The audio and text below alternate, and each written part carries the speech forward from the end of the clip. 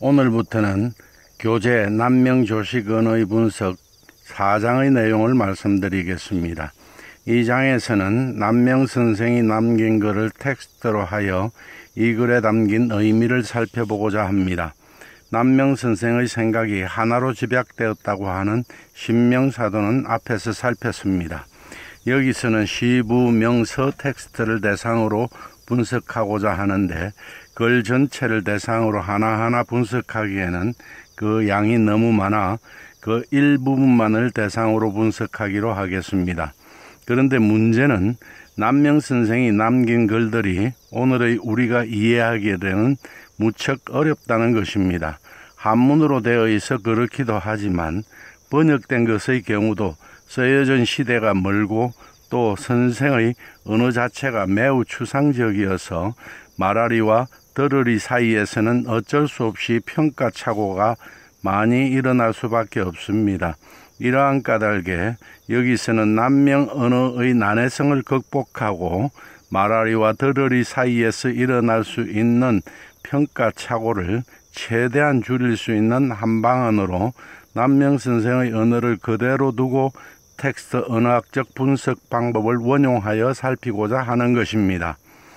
텍스트 언어학의 대상은 문예학의 대상인 문학작품, 수사학의 대상인 각종 문서, 미디어학의 대상인 영상 매체를 분석하는 관점을 취하기에 텍스트 언어학이라기보다는 이들을 포괄할 수 있는 텍스트 기호학이 더 적합할 것으로 보입니다. 그러나 여기에서 살피고자 하는 것은 텍스트학이나 텍스트 이론 자체를 연구하여 말씀드리는 것이 아니라 선생이 남긴 글, 즉 문예학의 중심이 되는 시부와 선생의 생각을 잘 알 수 있는 명과 서에서 골라 그 일부분만의 텍스트를 분석하고자 하는 것입니다. 따라서 텍스트학의 이론에 꼭 맞추어 분석하기보다는 이를 원용하여 남명 선생의 텍스트가 가지고 있는 형식적, 내용적인 뜻을 잘 분석하여 끄집어내는 데 그 의의가 있습니다. 여기서는 먼저 텍스트 언어학이 어떤 것인가에 대해서 살펴보겠습니다. 텍스트 언어학은 1990년 이후 그 연구가 활발하게 이루어져 이제는 언어학적 위치를 굳힌 듯 합니다. 그러나 아직도 학자들 사이에 텍스트 언어학이라는 학제적 이름조차도 이견이 많고 또 새로운 이론들이 나타나는 것으로 보면 확고한 이론을 정립하기까지는 아직도 가야 할 길이 있어 보입니다. 텍스트 언어학을 여기서는 계획성 있는 이야기 행위로서의 텍스트 생산과 수용을 연구 대상으로 삼는 모든 학문 분야를 포괄하는 명칭으로 모아둡니다. 텍스트의 정의는 구조주의 학자들의 정의와 기능주의 학자들의 정의로 크게 나누어 볼 수 있습니다. 구조주의 학자들은 텍스트를 월의 결속적 연세로 정의하고 기능주의 학자들은 텍스트를 텍스트 생산자가 수용자에게 표현하는 의사소통적 접속 방식으로 정의합니다. 구조주의의 대표적인 학자는 하벡, 이젠버거, 헬빅 등을 들 수 있고 기능주의 학자로는 대표적으로 슈미트를 들 수 있습니다. 앞의 것에 의하면 텍스트성은 결속관계가 되고 뒤의 것에 의하면 텍스트성은 텍스트 생산자가 구체적인 의사소통 상황에서 의도한 텍스트의 목적 또는 텍스트의 기능이 됩니다. 그러나 이 두 가지, 즉 결속관계와 텍스트의 기능은 상호 보완적인 관계를 갖습니다. 왜냐하면 텍스트는 의사소통 상황에서 구체적인 텍스트의 기능을 갖는 언어기호의 결속적 연세이기 때문입니다. 이러한 사실에 보그란데와 드레슬러는 1981년 출판된 그의 책에서 텍스트성을 결속구조, 결속성, 의도성, 용인성, 상황성, 상호 텍스트성, 정보성 등 7가지의 기준을 충족하는 통화성 발화체로 정의하였습니다. 이 중에서 결속 구조와 결속성은 결속 관계에 대응하는 것이고 나머지 5가지, 즉 의도성, 용인성, 상황성, 상호 텍스트성, 정보성은 텍스트의 기능과 관련된 것입니다.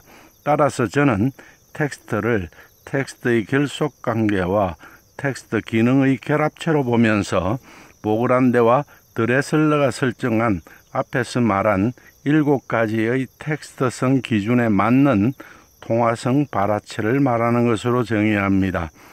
통화행위 속에 실현되는 텍스트성 7가지를 관련되는 부분과 구성 요인으로 나누어 보면 화면에 보이는 표 5와 같습니다. 이 7가지가 텍스트를 텍스트답게 만드는 데 작용하는 텍스트성입니다. 한 텍스트는 이 기준을 만족시켜야 하며 그러지 못할 경우의 발화체는 비통화적인 것으로 보아야 합니다. 결국 비텍스트로 취급됩니다.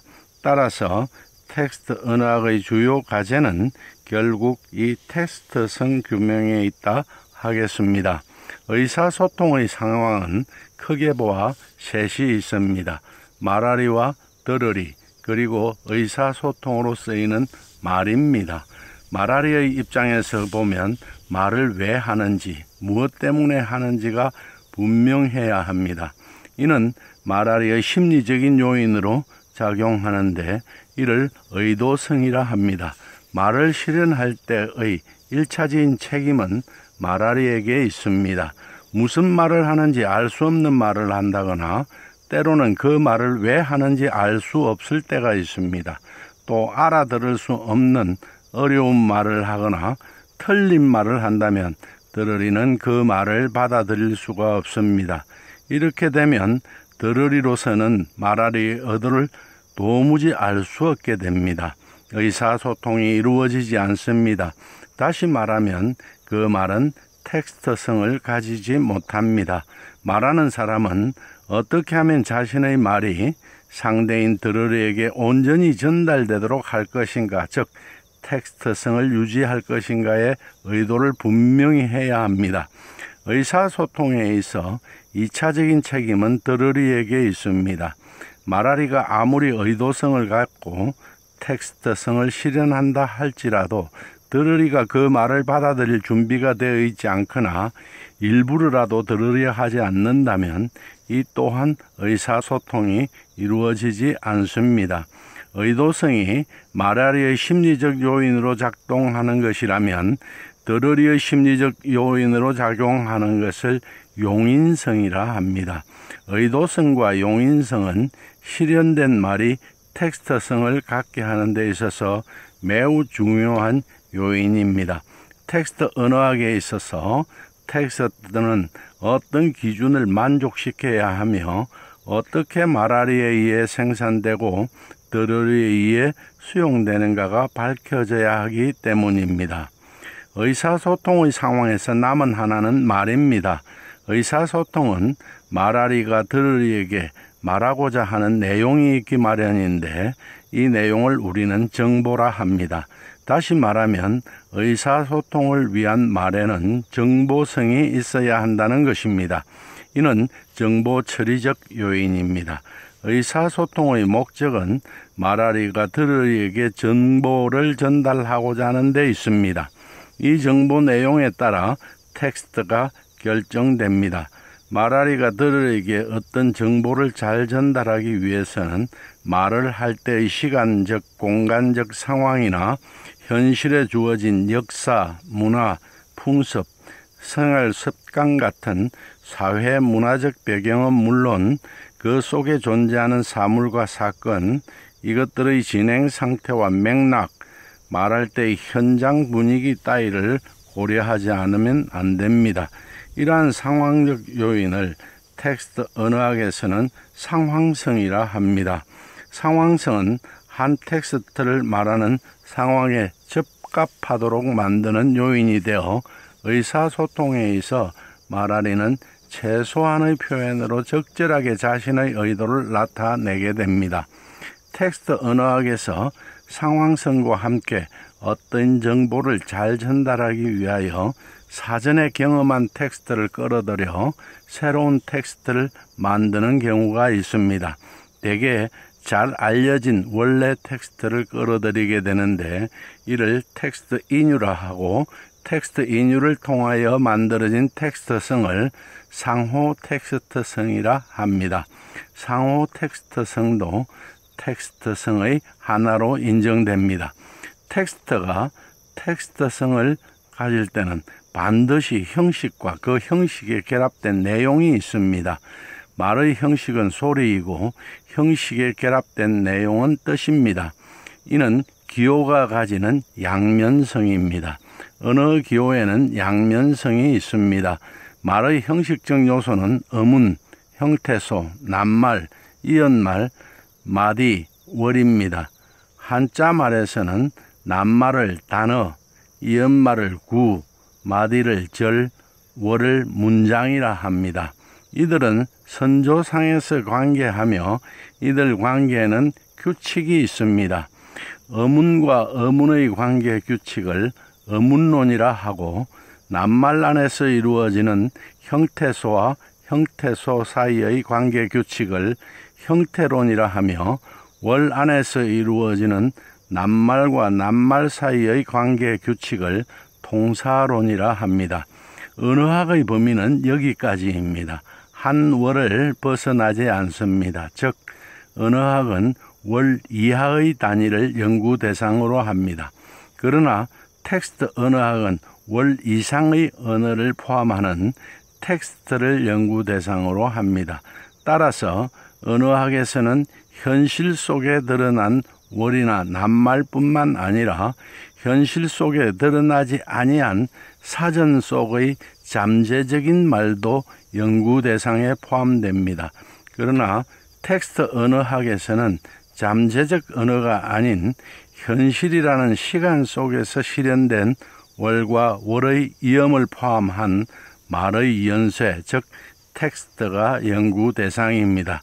실현된 말은 이언말, 마디, 월과 같이 이들을 이루는 구성 요소들이 문법적 의존 관계에 따라 선조상에서 적절히 배열되어 구조화됩니다. 이를 텍스트 언어학에서는 결속 구조라 합니다. 하나의 체계로서 텍스트가 안정성을 지니게 되는 것은 결국 실현된 말의 체계화된 연속성에 있습니다. 말이 입 밖으로 나와 텍스트로서 하나의 뜻을 가지게 될 때에는 이보다 먼저 마음속에서는 말하고자 하는 텍스트의 개념이 형성됩니다. 텍스트의 개념은 개념과 개념들 사이의 관계를 의미합니다. 텍스트에서 이루어지는 개념과 개념들의 관계 구조를 텍스트 언어학에서는 결속성이라 합니다. 결속성은 말이 밖으로 실현되기 이전에 마음속에서 형성되며 이것이 말의 형식에 실려 밖으로 실현됩니다. 하나의 텍스트가 의미 있다는 것은 그 텍스트의 표현들로 활성화된 지식 간에 의의 연속성이 존재할 때 가능합니다. 바꾸어 말해 텍스트가 의미 없다는 것은 들으리가 그런 연속성을 발견할 수 없는 경우인데, 이것은 통상 표현된 개념과 그 관계의 구성 그리고 들으리가 이미 지니고 있던 지식 사이에 일치되지 않는 점이 있었기 때문입니다. 이러한 의의 연속성은 결속성의 기반이 됩니다.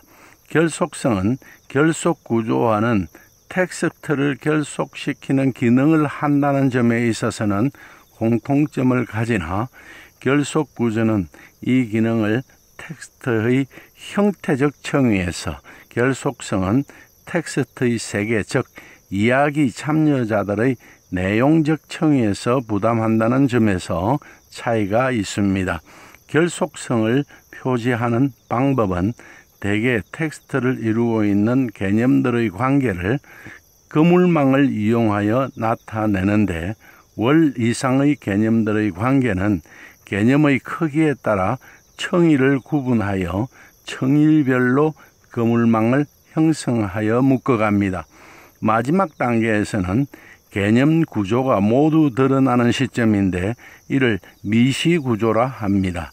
미시구조 전 단계에서 표시되는 개념 관계를 거시구조라 합니다. 오늘은 여기까지 하겠습니다. 자세하게 설명하지 않아서 비교적 어렵게 느껴졌을 겁니다. 텍스트성 7가지에 대해서는 화면에 보이는 교재에 비교적 자세하게 써두었습니다. 그리고 이것은 남명 선생의 글을 분석하는 기본적 틀이 되는 것이기에 매우 중요합니다. 앞으로 이러한 텍스트 언어학적 분석 방법을 원용하여 남명 선생의 언어를 분석하게 될 것입니다. 자세한 내용은 책을 통해 한 번쯤 보시면 좋겠습니다. 감사합니다.